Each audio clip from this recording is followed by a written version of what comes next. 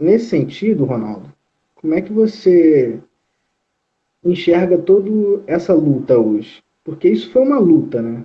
Não é chamado de luta antimanicomial à toa. Toda a reforma psiquiátrica, toda a construção da rede de atenção psicossocial foi sempre uma luta, né? Foi construída a muito suor, a muito sangue, né? Através de muitas mãos. Mas como é que você vê hoje, né? Mediante aos retrocessos que a gente teve nas políticas de saúde mental? Como é que você, enquanto uma pessoa que esteve ali na linha de frente dessa reforma em Petrópolis, como é que você vê a nossa situação hoje? Bem, eu prefiro falar assim, eu gosto de ver como uma coisa que não tem mais jeito, sabe? Tá lá, tá aí, é lá porque eu tô no Rio de Janeiro, tá, gente? Tá aí, de uma maneira funcional e eu acho que definitiva. A não ser que se destrua mesmo, sabe? A não ser que passe com uma retroescavadeira por cima, porque não é uma coisa criada sem bases. Tem bases teóricas dos anos 70, sabe? Tem 50 anos de prática, tem experiência dos outros e tem a nossa própria experiência. Petrópolis tem faculdade de medicina, tem faculdade de psicologia. Então, assim, tem muita gente, como você, né, que eu conheci aluno, né, eu acho, né, você era aluno, né, Sim, numa aluno. dessas cinco, uma dessas 5 vezes aí, e assim, e você tem uma experiência que eu levei, contando dos 12 anos lá que eu cheguei pela, eu levei uns 15 para ter, sabe, porque eu fiz uma formação em que eu era psicanalista, e eu seguia os parâmetros da psicanálise. E eu, quando eu cheguei em Petrópolis e fui para o serviço público, eu comecei realmente a tratar pessoas, né? E assim, como naquele exemplo que eu dei, né? O cara pedia cigarro porque ele queria fumar. Isso não tem nada a ver com complexo de Édipo nenhum. Às vezes um charuto é só um charuto. E a gente fazia força para ver charutos como charutos, sabe? Pessoas como pessoas, primeiro que tudo. E eu acho assim, como estrutura física, a rede está toda aí em Petrópolis montada. Como mentalidade, já tem muita gente, espero que hoje com essa nossa conversa a gente tenha conseguido mais algumas pessoas que queiram começar a pensar por essa linha, sabe? São pessoas, sabe? Ninguém trata uma pessoa que tem cirrose mal porque ela tem cirrose. Tá? Então, e nem acho que essa palavra doente mental seja a melhor definição, mas também não vou ficar perdendo tempo em escolher uma palavra nova só para ser politicamente correto. A questão é você tratar a gente como gente. Tá? E que às vezes a demanda é só aquela mesma, você falou, né? Eu quero ir no banheiro. É isso, então tem que ter um banheiro. Tá? Eu, muito simples. Isso tem que ser, em muitos casos, dado. A gente não pode exigir, né? Sem dar. E isso eu acho que é uma lição que a saúde mental aprendeu, pelo menos eu aprendi isso, né? Eu tenho que dar um pouco de mim. Quando eu falo da psicanálise, é que eu aprendi que a técnica era mais importante do que a pessoa. Né? Se eu aplicasse a psicanálise bem, dava tudo certo. A pessoa não importava. E claro que eu importo. Claro que a maneira com que eu escuto, né, a minha postura corporal, a minha disposição a ver as pessoas, faz uma diferença enorme. Talvez a psicanálise seja certa como método, mas ela não é para psicólogos. Né? E você já me ouviu falar isso algumas vezes. Né? Depois de alguns anos de psicanalista, é que eu virei psicólogo. E foi a minha formação primeira lá. Né? Porque eu pude ver essa coisa humana nas pessoas que eu não precisava ver. Né? Se eu juntasse lá 2 ou 3 conceitos psicanalísticos, a questão estava resolvida. E aí eu passei a lidar com pessoas de verdade, né? E que tinham dores de coisas que doíam, que não era uma fantasia, né, sexual inconsciente, era dor mesmo, era porrada mesmo, tá? As coisas acontecem. E principalmente isso, que é uma coisa que me dói muito, né? Ver que tem muita gente que, sei lá, por causa de uma má interpretação, é obrigada a viver dentro de si mesmo. Né? Porque vai ser mal interpretado por conta da sexualidade, por conta do jeito, por conta da maneira, por conta dos usos, né? Tem que virar um marginal, né, de alguma coisa. E os doentes mentais, essas pessoas que a gente ainda insiste em chamar de doente mental, que eu estou querendo uma palavra, mas eu não acho, eles são muito discriminados porque muitas vezes não têm a capacidade de se defender, né? A argumentação é muito difícil. Então, eu acho isso, assim, eu acho que tudo pode acabar. Tudo pode acabar. Mas aí em Petrópolis, de novo aqui em Petrópolis, está bem consolidada. Está fisicamente bem consolidada, uma rede que funciona, sabe? Que tem pessoas implicadas, que isso é muito importante, e tem uma mentalidade que já acredita que isso pode ser feito desse jeito. Tem muitos jeitos para se fazer tudo. Eu acho que esse é o jeito mais humano para tratar seres humanos. O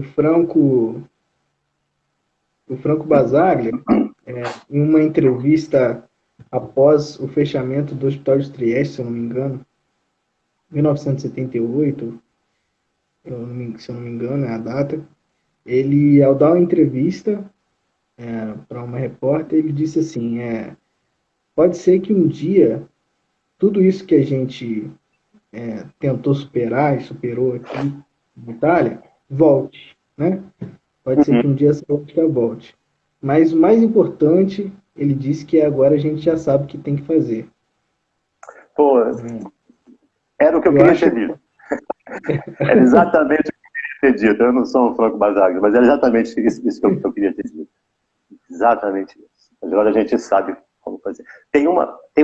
Assim, quando eu falei lá no início que a gente estava muito motivado, né, porque era uma oportunidade da gente fazer as coisas, né, agora, né, lá naquele primeiro ambulatório, todo mundo queria ser um pouco Franco Basaglia, né, cara? Eu estudei de 74 a 79. Então, a maioria desses pensadores estavam vivos. Eles produziam o livro e a gente lia. Algum tempo depois, né, porque tinha a tradução, mas estavam Foucault, Basaglia, estava todo mundo aí, né? E a gente super inspirado por essas coisas, né?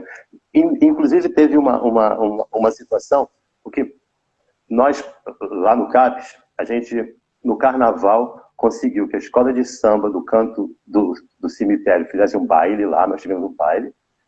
Foi muito interessante, porque parou parou um ônibus cheio de turistas japoneses, ouviram a batucada, a gente convidou, então misturou os pacientes com os turistas japoneses, todos eles muito sem ritmo, divertidíssimo, e assim, nós incluímos, nós demos 2 festas juninas, é isso que eu quero contar.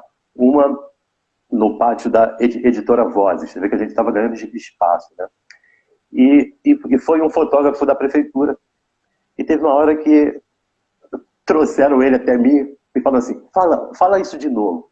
Aí o cara falou assim, porque eu não estou sabendo quem é paciente, quem é técnico. Aí, cara, eu falei, e fui lá, dei um abraço nele, falei, cara, eu queria ouvir isso de alguém. E você falou.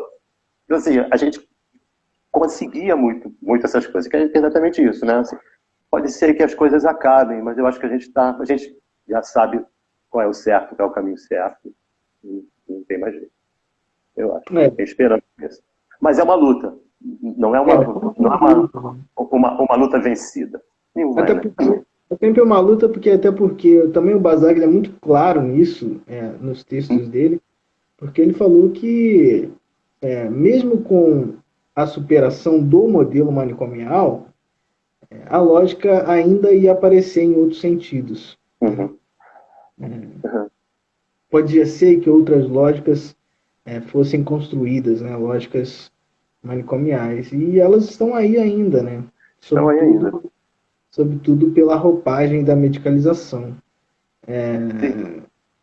Então, assim, é um diálogo muito interessante. Agradeço pela oportunidade de novamente conversar com você. Eu agradeço também. Eu adoro, você sabe, você foi logo na ferida, adoro falar, adoro contar histórias.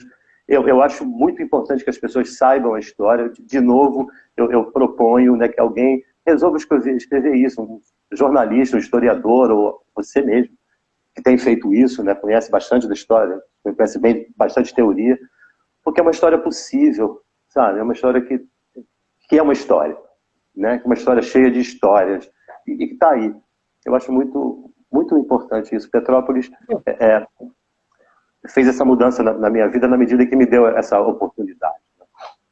E a história, assim, o registro da história é muito importante, né? Você vê que nesse livro do Franco, né, A Instituição Negada, você consegue vislumbrar toda a história da psiquiatria democrática, né? Como eles encararam aquele processo.